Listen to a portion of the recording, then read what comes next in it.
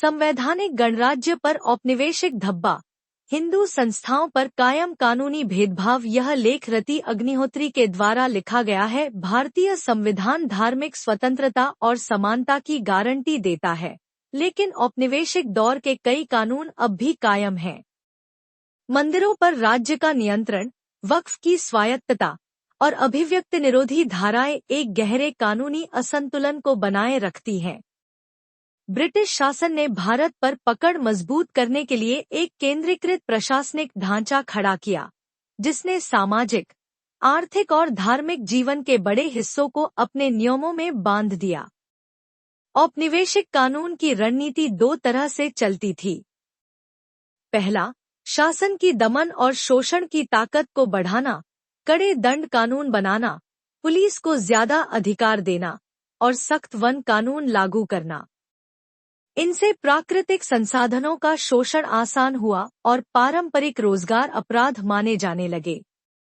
इससे एक अनुशासनकारी व्यवस्था खड़ी हुई, जिसका मकसद राजस्व बढ़ाना और नियंत्रण बनाए रखना था। दूसरा, स्वदेशी संस्थाओं का ढांचा बदलना, खासकर हिंदू मंदिरों का, जिन्हें कानून के तहत राज्य नियंत्रित पब्लिक ट्रस्ट घोषित कर दिया गया। इसके उलट, इस्लामी वक्फ को एंग्लो मोहम्मदन कानून में धार्मिक न्यास के रूप में सुरक्षित रखा गया और उसका आंतरिक नियंत्रण बना रहा। इस तरह हिंदू और मुस्लिम धार्मिक संपत्तियों के साथ कानूनी व्यवहार में स्थायी असमानता खड़ी की गई। यह असमानता आजादी के बाद भी बनी रही। 1950 में संविधान लागू होने के बाद भी इनके प्रभाव आज तक कानूनों, प्रशासनिक ढांचे और अदालतों के फैसलों में दिखते हैं। हिंदू मंदिरों पर सरकारी नियंत्रण, वक्फ के लिए विशेष कानूनी ढांचा, धार्मिक अपराधों से जुड़ी औपनिवेशिक धाराओं का बना रहना और जंगल व समाज पर नौकरशाही का दबदबा, ये सब दिखाते हैं कि औपनिवेशिक ढांचा आज भी अब भी मौजूद है, केवल इसका रूप थोड़ा बदल दिया गया है। मंदिरों पर राज्य का नियंत्रण। औपनिवेशिक काल में हिंदू मंदिरों पर नियंत्रण का निर्णायक मोड़ 1920 के दशक में मद्रास प्रेसिडेंसी में आया, जब बने कानूनों ने राज्य और हिंदू धार्मिक संस्थाओं के संबंध को मूल रूप से बदल दिया। 1926 का मद्रास हिंदू धार्मिक न्यास अधिनियम और फिर 1927 के संशोधनों ने यह तय किया कि मंदिर अब केवल धार्मिक जीवन का केंद्र नहीं रहेंगे, बल्कि उन्हें सार्वजनिक धर्मार्थ न्यास माना जाएगा। इसका मतलब यह था कि मंदिर अब सरकार की सीधी निगरानी में आएंगे। इस कानून के तहत सरकार ने एक बोर्ड बनाया, जिसे मंदिर की जमीन, संपत्तियों और प्रशासन की देखरेख का अधिकार दिया गया। इससे मंदिर समुदायों की अपनी स्वतंत्रता कम हो गई और उन्हें ऐसे ढांचे में डाल दिया गया जो औपनिवेशिक शासन की सोच के मुताबिक चलता था। धीरे धीरे दूसरे प्रांतों और इलाकों में भी यही तरीका अपनाया गया और यह एक स्थायी मॉडल बन गया।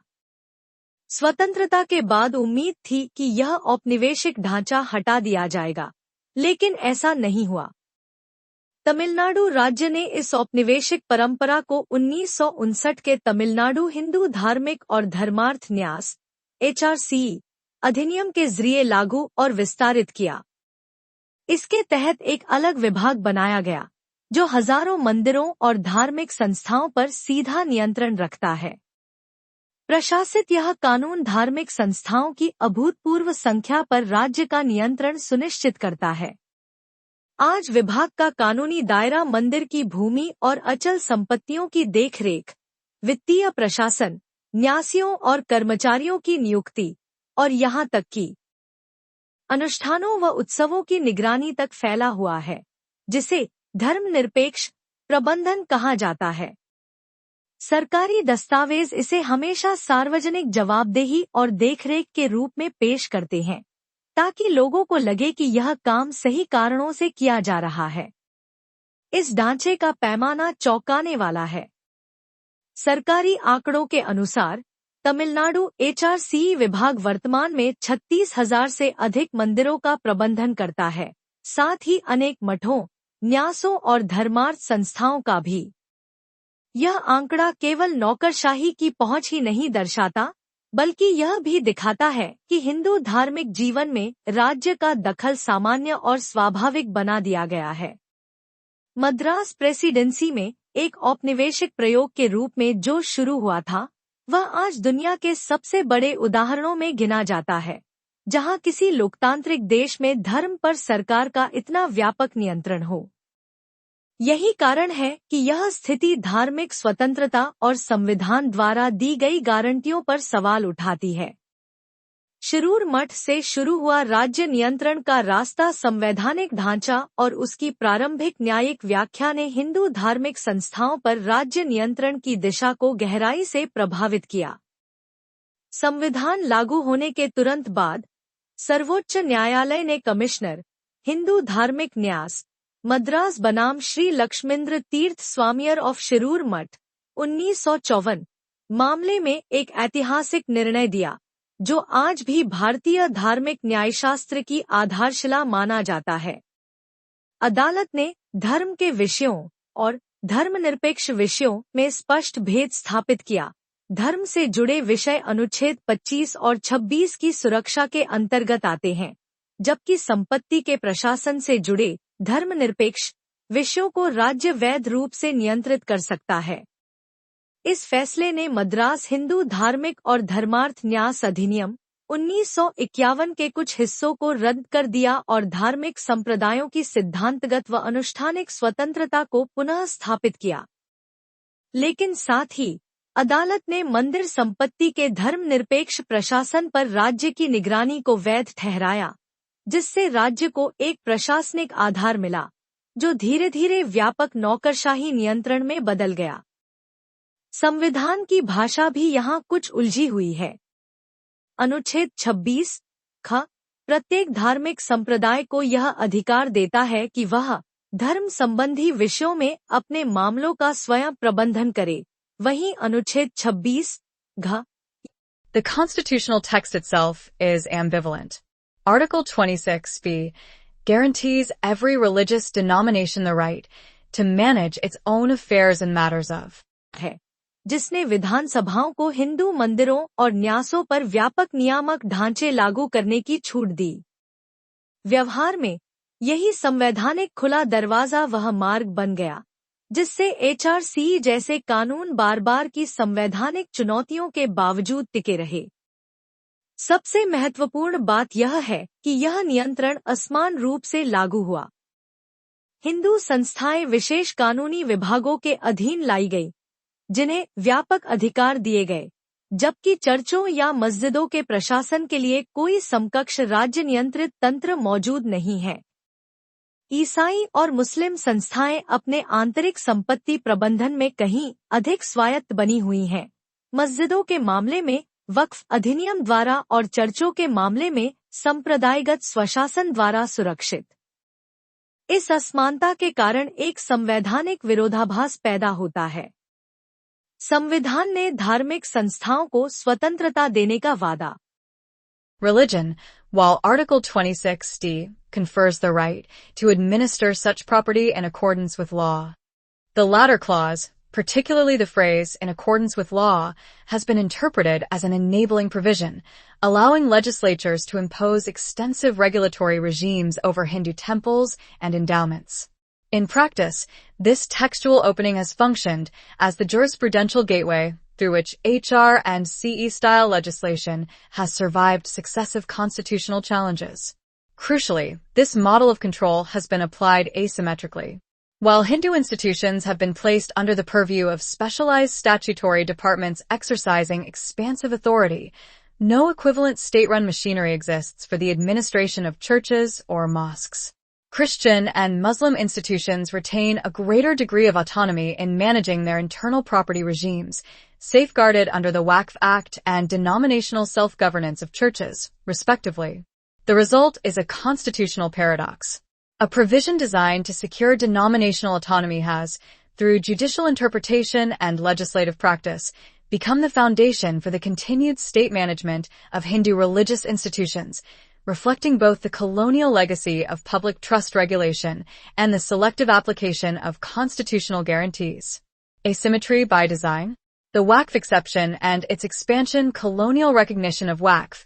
In contrast to its interventionist approach toward Hindu temples, the colonial state adopted a markedly different legal strategy in relation to Muslim religious and charitable endowments. The Mussalman Waqf Validating Act of 1913, followed by supplementary enactments in 1923 and 1930, regularized and fortified the institution of Waqfs as a distinct legal form. These statutes overturned earlier judicial skepticism, particularly the Privy Council's disapproval of family-oriented Waqf al-Awlad, by explicitly validating Muslim family and charitable endowments as legitimate religious trusts under Anglo-Mohammedan law. The 1913 Act thus recognized Waqf as a protected juridical category, embedded in Islamic jurisprudence, and insulated from the forms of bureaucratic restructuring applied to Hindu endowments. The management of Waqf properties remained within the domain of Muslim trustees, mutawalis, and, later, statutory boards constituted to represent community interests, rather than being absorbed into the machinery of the colonial or post-colonial state. While the 1923 and 1930 amendments introduced measures for registration and supervision, they reinforced the principle of internal community governance rather than transferring authority to state departments. The legal recognition of Waqf thereby entrenched in asymmetry. Hindu religious institutions were gradually reclassified as public charitable trusts subject to administrative oversight, while Muslim endowments were validated as autonomous religious institutions managed within the रक्षण देना ने कैसे धार्मिक न्यासों के शासन में स्थायी असमानताएं पैदा की। वक्फ अधिनियम 1995। सामुदायिक शक्ति का विस्तार। स्वतंत्र भारत ने वक्फ की औपनिवेशिक मान्यता को वक्फ अधिनियम 1995 के जरिए और अधिक केंद्रीकृत व विस्तारित किया। यह व्यापक कानून पहले बने अधिनियमों को समेकित कर एक बहुस्तरीय शासन ढांचा तैयार करता है। इस अधिनियम के तहत केंद्रीय वक्फ परिषद की स्थापना की गई, जिसकी अध्यक्षता अल्पसंख्यक मामलों के केंद्रीय मंत्री करते हैं, और राज्यों में वक्फ बोर्ड बनाए गए जिन्हें पंजीकरण, प्रबंधन और वक्फ की संपत्ति की सुरक्षा पर व्यापक निगरानी शक्तियां दी गईं।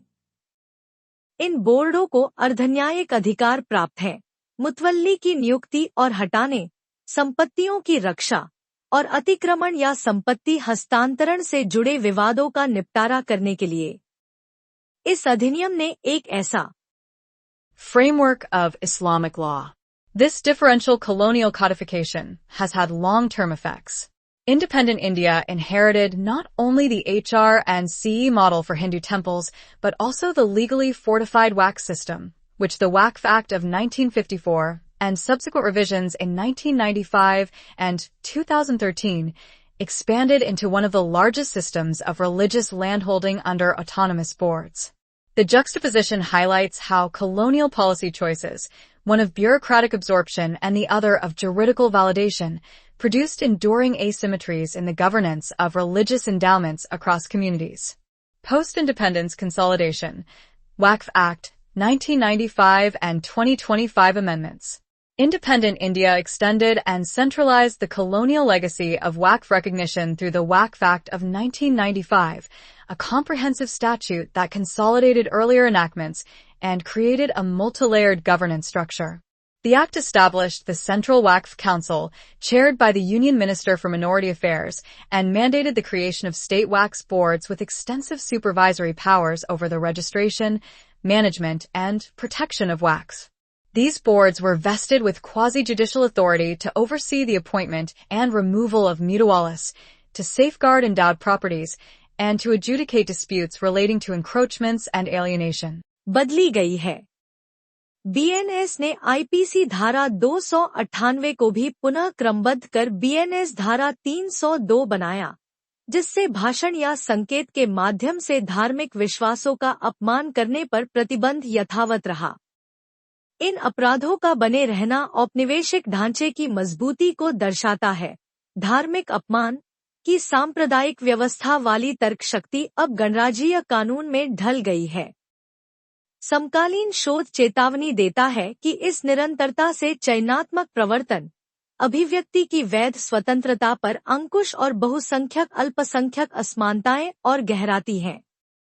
भारतीय वन अधिनियम 1927 उदास स्माइली नीति के रूप में अधिग्रहण 1927 का भारतीय वन अधिनियम पहले के अध्यादेशों को मिलाकर औपनिवेशिक राज्य को आरक्षित और संरक्षित वनों पर व्यापक अधिकार देता था। इस कानून ने पारंपरिक पहुंच को अपराध घोषित किया और पारंपरिक उपयोगों को अवैध ठहराया, जिससे चरवाहों, आदिवासियों और उन समुदायों को विस्थापित होना पड़ा जिनके पवित्र उपवनों को राज्य संपत्ति घोषित कर दिया गया। यद्यपि अनुसूचित जनजाति और अन्य परंपरागत वनवासी वन अधिकारों की मान्यता अधिनियम 2006 ने परंपरागत अधिकारों की सुधारात्मक मान्यता देने की कोशिश की, फिर भी 1927 का ढांचा आज भी लागू है। इसकी धारणाएं अब भी प्रवर्तन नियमावली, नौकरशाही विवेक और बार बार होने वाले वनाधिकार संघर्षों को आकार देती हैं और इस तरह औपनिवेशिक पारिस्थितिक शासन की प्रतिध्वनि दोहराती रहती हैं। आपराधिक जनजाति अधिनियम 1871 उदास स्माइली जीवित कलंक औपनिवेशिक दौर का शायद ही कोई कानून पहचान को अपराध बनाने में आपराधिक जनजाति अधिनियम 1871 जितना कठोर रहा हो। इसने पूरे समुदायों को वंशानुगत अपराधी घोषित कर दिया था। इन समूहों को पंजीकरण कराना पड़ता, उन पर निगरानी रहती और उनकी आवाजाही पर रोक लगाई जाती, जिससे पीढ़ियों तक कानूनी कलंक लाद दिया गया। भले ही यह अधिनियम 1949-52 में हटा दिया गया, लेकिन उसकी जगह आतन अपराधी अधिनियम आ गए, जिनमें वही तर्क दोहराया गया। शोध दिखाता है कि यह कलंक अब भी कायम है। अधिसूचित और घुमंतू जनजातियां आज भी अतिरिक्त पुलिस निगरानी और सामाजिक भेदभाव झेलती हैं। हाल में कुछ राज्यों ने डिनोटिफिकेशन डे मनाना शुरू किया है, जो इस औपनिवेशिक अन्याय को दूर करने का धीमा और अधूरा प्रयास है। शिक्षा नीति के रूप में सांस्कृतिक अभियंत्रण औपनिवेशिक हस्तक्षेप शिक्षा नीति में एक अधिक सूक्ष्म लेकिन उतना ही निर्णायक कानूनी सांस्कृतिक अभियंत्रण का उदाहरण प्रस्तुत करते हैं। मैकॉले का मिनट 1835 और वुड्स डिस्पैच 1854 ने स्पष्ट रूप से राज्य का संरक्षण संस्कृत, फारसी और स्थानीय भाषाई परंपराओं से हटाकर अंग्रेजी शिक्षा की ओर मोड़ दिया।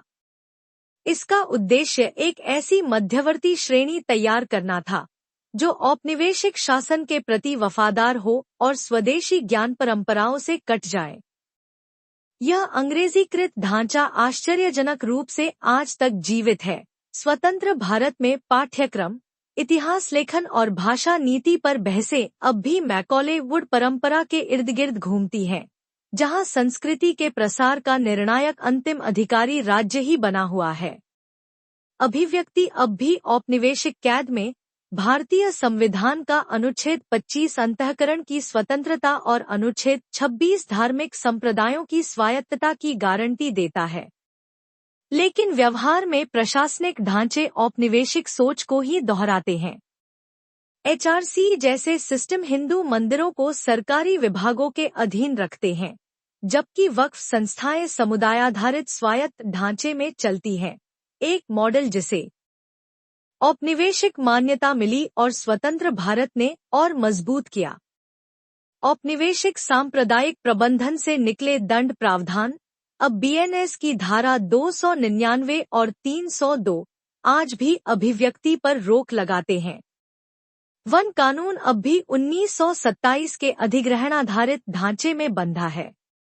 यहाँ तक कि न्यायपालिका 1954 के शिरूर मठ फैसले से शुरू होकर आंशिक सुरक्षा देने के बावजूद मंदिर संपत्ति के धर्मनिरपेक्ष प्रशासन पर सरकारी निगरानी को सही ठहराती रही है। इस तरह एक गहरा नियामक असंतुलन कायम हो गया है, जिसका उदाहरण चर्चों या मस्जिदों के शासन में नहीं मिलता। नीतिगत विकल्प और सुधार भारत का संविधान धार्मिक स्वतंत्रता और समानता की गारंटी देता है, लेकिन औपनिवेशिक कानूनों की विरासत इसके साथ गहरे तनाव में बंधी हुई है। हिंदू मंदिरों को सरकारी विभागों के अधीन रखने वाले एचआरसी ढांचे का जारी रहना, जबकि वक्फ संस्थाएं समुदायाधारित स्वायत्त ढांचे में संरक्षित हैं, इस असमानता का उदाहरण है। इसी तरह औपनिवेशिक दौर के ईशनिंदा प्रावधान आज भी भारतीय न्याय संहिता में मौजूद हैं। 1927 का वन कानून अब भी अपने अधिग्रहण प्रधान ढांचे में कायम है और अधिसूचित जनजातियों पर अपराधी होने का कलंक अब तक नहीं मिटा है। ये सभी उदाहरण दिखाते हैं कि औपनिवेशिक सोच स्वतंत्र भारत के कानूनों में कितनी गहराई तक धंसी हुई है। यह केवल प्रशासनिक जड़ता नहीं, बल्कि एक संरचनात्मक विरोधाभास है। संविधान जहां धार्मिक स्वायत्तता और बहुलता का वादा करता है, वहीं कानून औपनिवेशिक असमानताओं को जीवित रखते हैं। इसलिए सुधार आवश्यक है। सुधार का एजेंडा समानता, स्वायत्तता और संवैधानिकता के मूल्यों पर आधारित होना चाहिए। हिंदू संस्थाओं को वास्तविक स्वशासन लौटाना, सभी समुदायों के लिए न्यास कानूनों को तर्कसंगत बनाना, अभिव्यक्ति संबंधी अपराधों को संवैधानिक मानकों के अनुसार परिभाषित करना और औपनिवेशिक अन्याय की विरासत को खत्म करना। केवल तभी भारतीय कानून सचमुच सभ्यतागत विविधता की रक्षा कर पाएगा और संविधान के अपने वादे पर खरा उतरेगा। इस उद्देश्य को हासिल करने के लिए व्यावहारिक और सिद्धांतनिष्ठ सुधार उपायों पर ध्यान देना अनिवार्य है। कुछ प्रमुख सुझाव निम्नलिखित हैं। हिंदू मंदिरों के लिए संप्रदायगत स्वायत्तता की बहाली, समानता सिद्धांत HRC जैसे कानूनों में संशोधन कर प्रबंधन बोर्डों को भक्तों संप्रदायों के हाथों में सौंपा जाए, जिन पर पारदर्शी ऑडिटिंग की व्यवस्था हो। राज्य का हस्तक्षेप केवल सीमित और स्पष्ट रूप से परिभाषित वित्तीय अनियमितताओं तक ही सीमित रहे। इस तरह मंदिरों की स्वायत्तता को उसी आत्मशासन मॉडल से जोड़ा जा सकता है जो लंबे समय से वक्फ को प्राप्त है। धार्मिक न्यास कानूनों का तर्कसंगतीकरण, सभी धर्मों के लिए एक समान और निष्पक्ष एंडोवमेंट कोड की दिशा में बढ़ा जाए, जहां न्यासियों के लिए सामान्य वित्तीय दायित्व, एकसमान ऑडिट मानक और अतिक्रमण से सुरक्षा हो, लेकिन दिन प्रतिदिन के प्रशासन में नौकरशाही का हस्तक्षेप न हो। BNS धारा 299, पूर्व IPC धारा 295A पर पुनर्विचार, इस अपराध को केवल तत्काल भड़काने या हिंसा से जुड़ी स्थितियों तक सीमित किया जाए। उन अस्पष्ट प्रावधानों को हटाया जाए जो चयनात्मक प्रवर्तन को आमंत्रित करते हैं और इसे संवैधानिक अभिव्यक्ति की स्वतंत्रता के मानकों के अनुरूप बनाया जाए। अधिकार प्रथम दृष्टिकोण से वन प्रशासन का आधुनिकीकरण, वन अधिकार अधिनियम को प्राथमिकता दी जाए। सामुदायिक वन प्रबंधन और पवित्र उपवनों की मान्यता को सशक्त किया जाए। 1927 के युग की अधिग्रहण प्रधान धारणाओं को या तो समाप्त किया जाए या उनमें मूलभूत संशोधन किए जाए। अधिसूचित घुमंतू जनजातियों के लिए न्याय की पूर्णता, शेष आत्तन अपराधी कानूनों को समाप्त किया जाए और पुनर्वास, दस्तावेजीकरण तथा कलंकोन्मूलन पहलों को वित्तीय सहायता दी जाए। यह स्वीकार किया जाए कि आपराधिक जनजाति अधिनियम ने इन समुदायों पर विशिष्ट और गहरे घाव छोड़े हैं।